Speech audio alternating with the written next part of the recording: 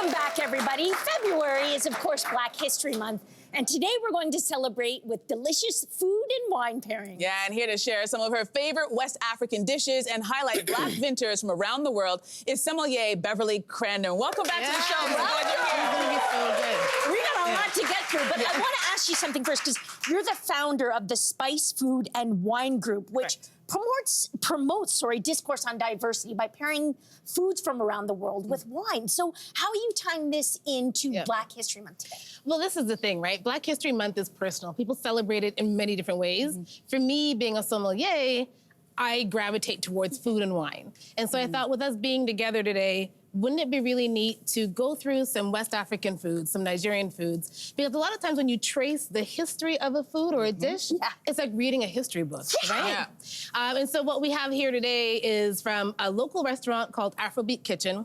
Chef Victor has made 3 delicious Nigerian dishes, and we're gonna pair each of them with 2 wines. All right, so let's not waste any time. Let's get into all of this delicious food. So let's talk about our first dish. What are we eating? Right, so that's the seafood moqueca. And now, moqueca is known to be a Brazilian seafood stew, but the Nigerians have adopted it.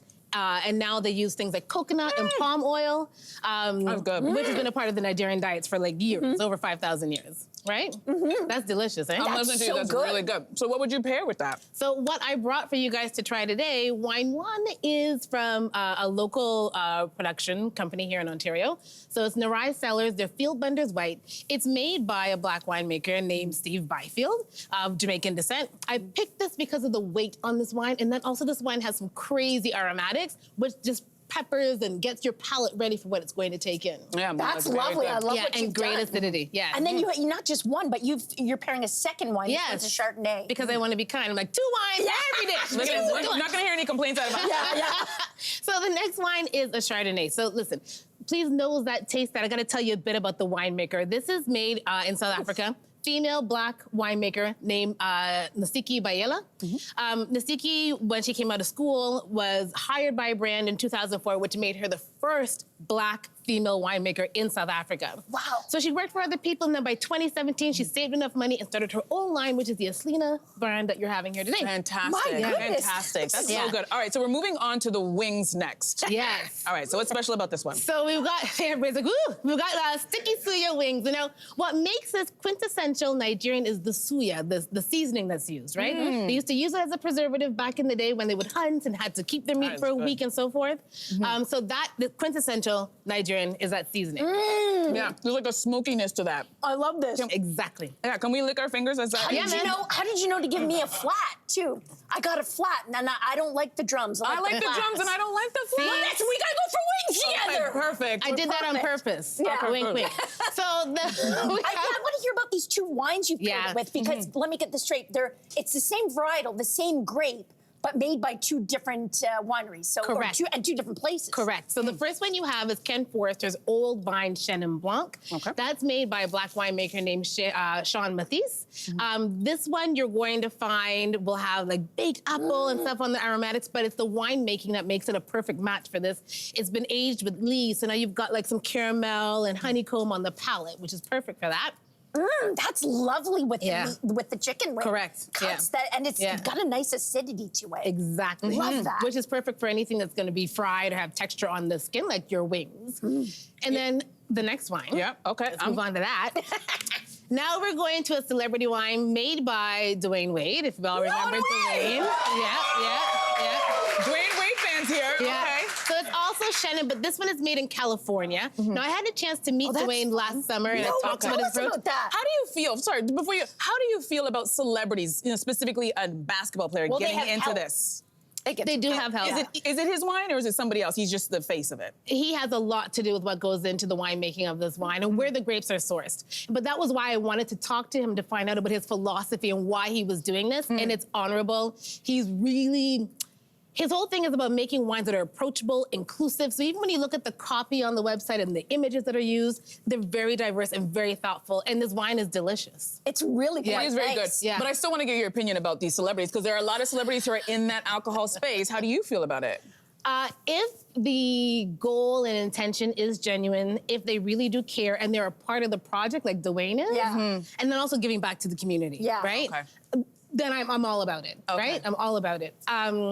Shannon, just quick talk on that and why it goes so great with these wings. Shannon has great acidity, as we talked about, and also the ginger and honey that come with Shannon. So it makes it wonderful for something like this. Okay. I like this a lot. So far, I've liked every single wine you've brought here. Yeah. Yeah, man. So what is the final dish that you brought us? Okay, well, you can't talk about Nigerian food and not have jollof. You know, this is the first time I've ever had jollof rice. I should be embarrassed to say that on camera. But it's the first time. Listen, they're gonna revoke my black card for that. But it's the first time I've ever had it. So we've got some jollof with some beef and some plantain on the plate there. That's good. Delicious. So good. Yeah. Okay, wait. But who does the better jollof rice? Is it Nigerians or the Ghanaians? I'm not even getting involved in that. I don't want to be canceled. Okay. It's all Fair of it. enough. So now we're moving on to reds. Yeah. So I brought you two reds. So the first one is a red blend from Ginora Hendricks, who is a black winemaker in South Africa. She works for another house, but they came to her and said, would you mind taking ownership of this project we're doing called Great Heart? And that's this wine. Oh, wow. Great Heart, the project is really neat because everybody who works there, they're part owners of this brand. And so they get paid dividends at the end of the month. incredible. Yeah, that's really good. Everyone gets to... Exactly. And so with this one, you're gonna find some congruent pairings here, like that spicy peppery notes will go nicely with the jollof. And this is a blend of grapes, sorry? It is Cabernet Sauvignon majority and some Syrah. Okay. Yeah. I like this. That's really it's quite good. nice. What's the second one? Then we move on to some Pinot Noir, local Oh. right here. This one Is is that being your jam? featured. Yeah, I could from the color, but I do like a Pinot Noir. Well, you're gonna love this. So this is made from grapes that are owned by the only black family-owned vineyard here in Ontario. So it's the Saunders family. That's The nose alone. It is a gorgeous wine. I will tell you, so both Ivy and Warren, who founded this in 1965, they both passed on. Warren just last year at the age of 102. But what you're gonna find on the pairing on this is that dark berry that you got when you just drink it on its own, while you pair it, that berry turns to more of like a brighter red berry on the Oh my palate. So that God. transformation, I'm gonna try that. really engaging. Do it. Yeah. Right? Yeah. Okay.